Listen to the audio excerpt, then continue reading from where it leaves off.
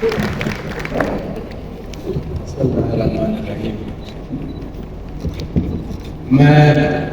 पहली दफ़ा किसी कॉन्वोकेशन सेरेमनी में as a keynote speaker invite हुआ हूँ, तो I didn't know what to say to you guys because you already are very accomplished from an institute that had a lady, iron lady, Rabia आपा साहिबा, जिनकी मेहनत से ये स्कूल बना। स्कूल को एक विजन मिला, उस विजन के तहत आप यहाँ आए, अपनी डिग्रीज ली और आज आप खुद को, अपने घर वालों को, अपने पेरेंट्स को, अपने दोस्तों, रिश्तेदारों को प्राउड फील करा के यहाँ से डिग्री लेंगे। So well done to you guys. बहरहाल सोचने के बाद मुझे ये चीज़ समझ आई कि एक छोटे से गांव से, गवर्नमेंट स्कूल से बड़ा हुआ, एक सिंध बलूचिस्तान के बॉर्डर कबायली इलाके से, लोअर मिडिल क्लास से गरीब बच्चा यहाँ खड़े होके आपको क्या बताया। तो मेरी जिंदगी में 3 चीज़ें जो मुझे बहुत ज़बरदस्त समझ आई, मैंने कहा वो एक्सपीरियंसेस शेयर कर। तो मैं आज आपको ग्रेजुएशन के बाद आपकी ज़िंदगी में 3 चैलेंजेस जो आएंगे उसके बारे में बताऊँ। एक big challenge, the big challenge, what to do now.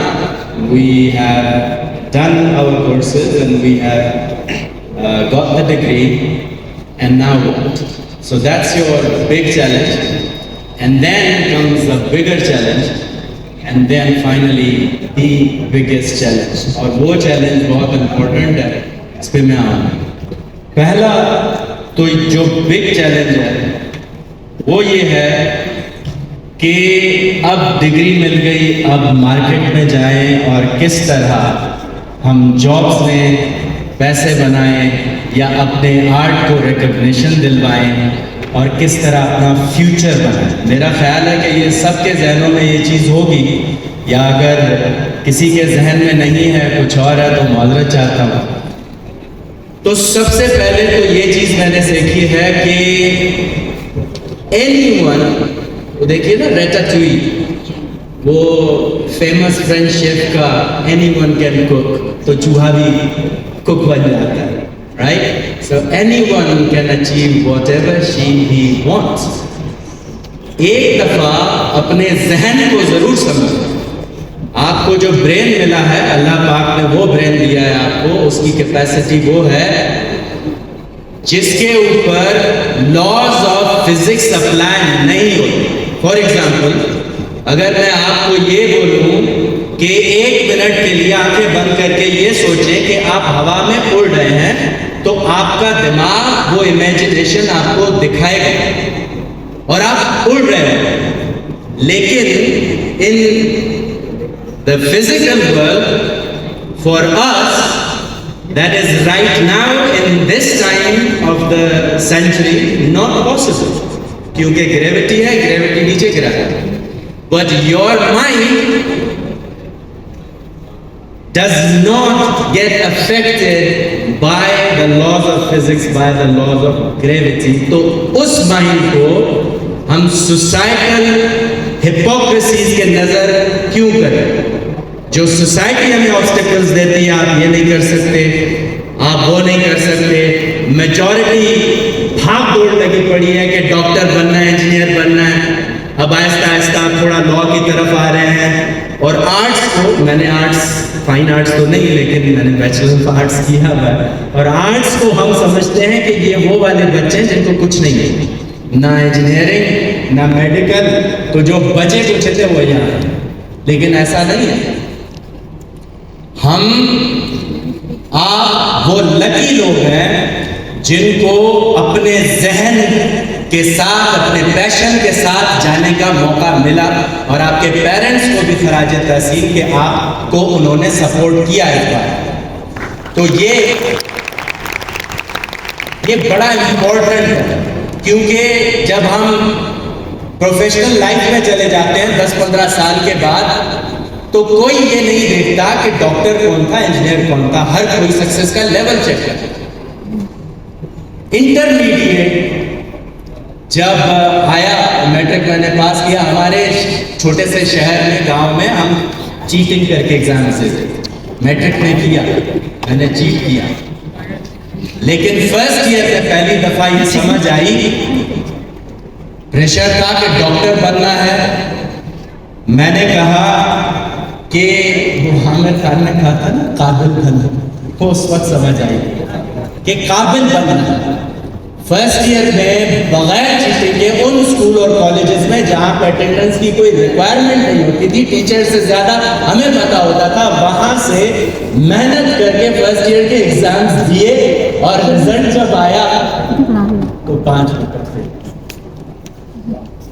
Intermediate में सब रिश्तेदारों ने कहा, देख लो ये हरकतें हैं तुम्हारी, अब क्या करोगे, डॉक्टर कैसे बनोगे और क्या फ्यूचर है तुम्हारा।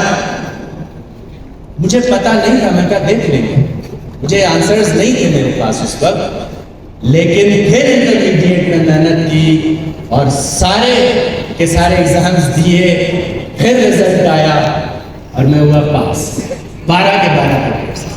और उसके बाद मैं जो खुश हुआ, परसेंटेज की तो परवाह ही नहीं थी ना किसी को, मतलब मुझे सबको थी कि तुम्हारे कजन का 80s में आया, 90s में आया, इसका एनईटी में एडमिशन होगा, उसका चांडका मेडिकल कॉलेज में होगा, उसका उधर होगा, उधर।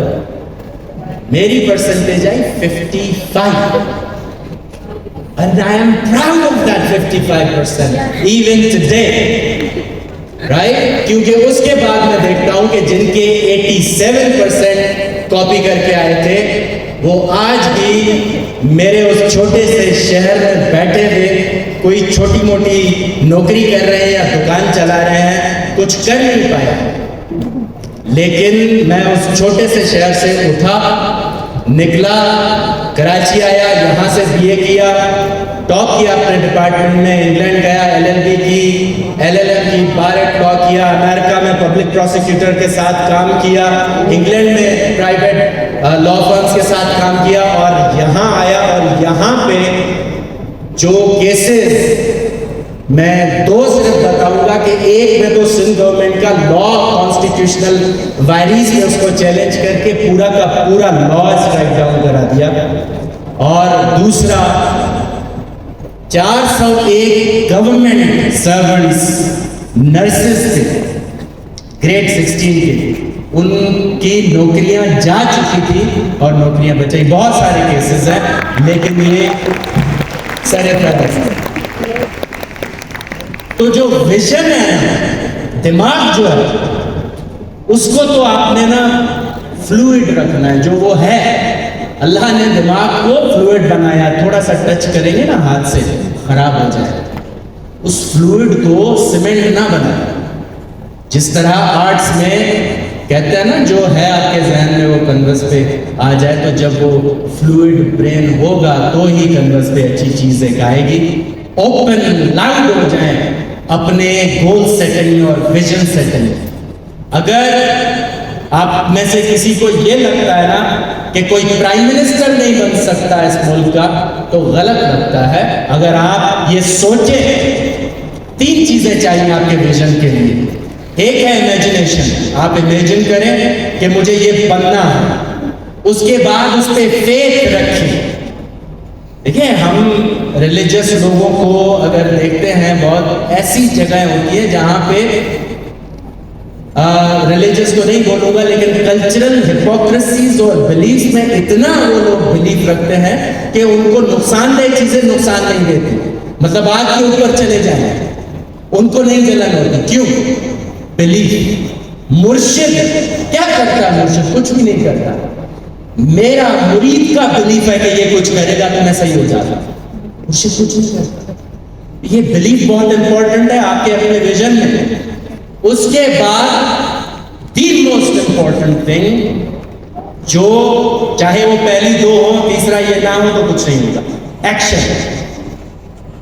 Imagine, believe, and then take action. If you don't take action, nothing is gonna happen. उसके बाद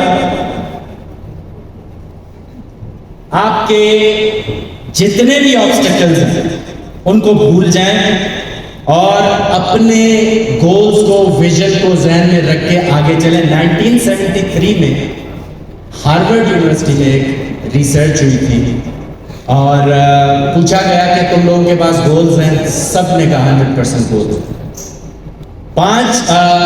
फिर पूछा, दूसरा सवाल ये था कि क्या आपके पास रिटन गोल्स हैं? 5% ने कहा कि हाँ जी, written goals. Then after 20 years in 1993, they surveyed those students again and they found out that those who had written their goals down, the 5%, were way more successful than the bottom 95% who had not written their goals down. So have a vision, write your goals down, take action. वो goals के लिए आपको बहुत सारी videos मिल जाएंगी कि किस तरह आपने 5 साल का, फिर 1 साल का, फिर क्वार्टरली, फिर महीना, फिर हफ्ता, इस तरह कर सकते हैं। अच्छा, दूसरा चैलेंज कि हाँ ठीक है, करियर के प्रेशर्स हैं हमारे ऊपर, ख़ास तौर पर लड़कों के ऊपर। अब ये प्रेशर्स लड़कियों के ऊपर भी बढ़ते जा रहे हैं कि करियर बनाना है, किसी तरह जो है वो मुझे सक्सेसफुल होना है और फाइनेंशियली इंडिपेंडेंट बनना है, वरना I'll become a slave to the men's world, to the patriarchy, to this and that. I understand that. लेकिन इस सब में the most important thing that I can tell you from my own experience, and you may disagree with it, is family. You must take your family as seriously as you're taking your careers. कोई मसला नहीं है अगर जल्दी शादी कोई कर लेता है, कोई मसला नहीं, कोई इज्जत खराब नहीं हो रही। हाँ, हम उस तरफ जा जरूर रहे हैं कि नहीं यार, पहले इंडिपेंडेंट बनना है, फाइनेंशियली ये वो फला ढमकाना, लेकिन नहीं, इस्लाम में शादी के क्राइटेरियाज जो थे, लड़का या लड़की देखने के 4 थे, हमने उसको 1 बना दिया। सबसे पहले उसका ईमान, उसके बाद उसका फैमिली बैकग्राउंड, उसके बाद उसका एजुकेशन, ये वो, और फिर कितना। हमने सिर्फ 1 बना दिया है, पैसा। जिसके पास पैसा होगा हम तो शादी उससे करेंगे। और लड़कों ने सिर्फ 1 बनाया हुआ है कि कौन मेरे पेरेंट्स, मेरी बहनों और मेरे इस को सबको खुश रखे, भाई तुमसे शादी करेंगे, ठीक है। और ये जो फैमिली इंस्टीट्यूशन है, this is the only thing that we have prided upon for centuries. वरना हम वेस्ट से हर चीज में पीछे हैं, किसी चीज में आगे नहीं है। लेकिन आप जब भी किसी को सुनते हुए ये बोलेंगे, कहेंगे जी हमारा फैमिली इंस्टीट्यूशन तबाह नहीं हुआ, जो कि unfortunately is going downwards. It is, and it is an unfortunate set of circumstances. Family के अलावा हम हैं क्या? फैमिली होनी चाहिए। आप के जो पेरेंट्स हैं उन्होंने आपके बारे में, अपने फैमिली के बारे में सोचा, तब आज आप आए और आज आपने आकर ये अकम्पलिशमेंट्स ली। लेकिन अगर आप डिले करते करते करते कि पहले ये करना है, फिर वो करना है, नहीं मैं इस पे फ्री हूँ, इस पे वो है, ये है, वो है, आप अपने बच्चों, जो फ्यूचर आने वाले बच्चे हैं, उनके साथ नाइंसाफी कर रहे हैं। तो think about it very very very seriously, because the trends of family institution is going down, and आपको ये अर्ज मैं ज़रूर करूँ, 15 साल अमेरिका और इंग्लैंड में रहने के बाद एक चीज़ ज़रूर समझाऊँ कि वो साइकिल से घूम फिर के वापस ट्रेडिशन की तरफ आ रहे हैं, और हम अभी उनके पुराने रास्ते पे जाना चाह रहे हैं, जो कि ये ट्रेडिशन से दूर है। हाँ, ट्रेडिशंस में बहुत खराबियाँ हैं, लेकिन उनको एड्रेस करें। उनको एड्रेस करते हुए उस ट्रेडिशन को हमें छोड़ना नहीं है। उस ट्रेडिशन में बहुत सारी अच्छी चीज़ें हैं, बहुत सारी अच्छी चीज़ें हैं। हमें यहाँ पे ये फिक्र नहीं होती कि अगर मैं बीमार पड़ जाऊँगा तो मुझे कोई $25 पर आवर पे नर्स हायर करनी पड़ेगी। हमारे पेरेंट्स के लिए हम मौजूद होते हैं और वो हमारे लिए मौजूद होते हैं। अगर हमारे साथ कोई मसला हो जाता है तो हमें ये फिक्र नहीं होती कि हम यहाँ पे अकेले, हमारे रिश्तेदार यहाँ आ जाते हैं। हाँ ठीक है, वही रिश्तेदार बहुत सारे प्रॉब्लम्स भी करते हैं, लेकिन still there are positives and negatives about these रिश्तेदार्स and family and this and that, but the final outcome is the benefits of the family institution, of a strong traditional family system, outweigh the harms and disadvantages of it. So please consider it. And the biggest challenge now, ये मेरी नज़र में इतना बड़ा issue है कि आज से 50 साल बाद हम ये सोच रहे होंगे कि 2024 में या 2015 से लेके हमने किया क्या। और वो जो बिगेस्ट चैलेंज है वो है consumption of information without context. हम क्या करते हैं, हम अपना आजकल सारा टाइम अपने गोल्स को, अपने विजन को, अपनी फैमिली को छोड़ के सोशल मीडिया पंडित से वन वे कम्युनिकेशन कर रहे होते हैं, जिसमें उन्होंने पॉलिटिशियंस की तरह, पॉलिटिशियंस आपको वो चीज बताते हैं जो आप सुनना चाहते हैं क्योंकि उनको वोट चाहिए। ये जो सोशल मीडिया पंडित्स हैं वो भी आपको वही चीज सुनाते हैं जो आप सुनना चाहते हैं। कोई वैल्यू एडिशन नहीं हो रहा क्योंक't उनको व्यूज चाहिए, उसके पैसे मिलेंगे और आप और हम उसमें ट्रैप हो रहे हैं। क्या किया हुआ है हमने कि अनरियलिस्टिक एक्सपेक्टेशंस बना चुके हैं हम रिलेशन से। हम 15-15, 16-16 साल के बच्चे अपने पेरेंट्स के रिलेशनशिप को जज कर रहे हैं कि जी आप तो अच्छे फादर नहीं हैं, या आपने तो ये किया है, वो किया है। हम कैसे जज करेंगे एक 25-30 साल के रिलेशनशिप को भाई? एक डिफरेंट ब्रीड, एक डिफरेंट जनरेशन, एक डिफरेंट सेट ऑफ वैल्यूज, एक डिफरेंट कल्चर से आए हुए लोग, उनको हम आज थोड़ा सा मॉडर्न होके, और don't forget in 100 years we will be primitive. आज मॉडर्न जरूर है, लेकिन in 20 years, 30 years, 40 years, 50 years we will be primitive. तो वो प्रिमिटिव, फ्यूचर के प्रिमिटिव लोग प्रेजेंट के मॉडर्न बन के आज के प्रिमिटिव लोगों को जज कैसे कर सकते? You can't do that. Context is very important, very important. आपको क्या पता, हमें क्या पता कि मेरे बाप ने मेरी माँ के लिए क्या किया या मेरी माँ ने मेरे बाप के लिए क्या किया? कैसे जज करेंगे? हम बहनों और भाइयों को, और वैसे भी पार्टनर्स के रिलेशनशिप्स को भी जज कर रहे होते हैं। 10 साल, 5 साल पहले भी मैंने ये अल्फाज नहीं सुने थे। टॉक्सिक रिलेशनशिप, पसंदीदा मर्द, पसंदीदा औरत, ये वो। Why are we letting ourselves be led by someone who's sitting in Delhi, New York, or LA, or wherever in Europe? And why are we letting them lead our lives? How do they know कि मेरे सामने जो मेरी बंदी है या मेरा बंदा है, उनका क्या मेरे साथ रिलेशनशिप रहा है? मैं क्यों किसी के व्यूज बढ़ाने के लिए, और मैं आपको एल्गोरिदम का एक जरूर समझाऊं, आपको पहले से पता होगा एल्गोरिदम ऐसा है कि जैसा आप फील करेंगे वैसे वीडियोस आपके सामने आएंगे। तो मैं यहाँ अलग से विक्टिम फील कर रहा हूँ, वीडियोस मेरे पास आ रही हैं जहाँ पे वो मुझे बता रहे कि तुम सही है, तुम सही है, तुम सही है, और आपके पास अलग आ रही है आपको बता रही नहीं तुम सही हो, तुम सही हो, तुम सही हो। फिर अब्बा जो हमारे हैं वो देख रहे हैं, उनको बता रहे भाई आजकल के बच्चे ऐसे हो गए, वो ऐसे हो गए, अम्मा को भी यही। तो फिर सही कौन हुआ? हमने कॉन्टेक्स्ट लूज कर लिया है, कॉन्टेक्स्ट नहीं है। अब हमने सीखी चीज क्या? एक जुमला सीखा इंस्टाग्राम से, वो जुमला हमने बगैर कॉन्टेक्स्ट के अपने रिलेशनशिप्स पे थोप, और फिर हम सोच रहे हैं कि हम किसी जगह जाएं तो वर्क प्लेस पे हमारे खिलाफ जजमेंट ना हो। सारा दिन जज करते हैं हम सबको, किसको जज नहीं करते? तो ये जनरेशन जो आज हम जजमेंटल जनरेशन बना रहे हैं, ये 50 साल बाद या 30 साल बाद क्या पाकिस्तान का लुक दे रही होगी? इस पे सोचा है कभी हमने? और ये जो है वो कि अगर लड़की फाइनेंशियली इंडिपेंडेंट नहीं है तो वो स्लेव बन जाएगी, और लड़का फाइनेंशियली स्ट्रांग नहीं है तो वो लूजर है। कहां से आई है ये चीजें? क्यों सिर्फ और सिर्फ एक मयार हमारा बन गया है?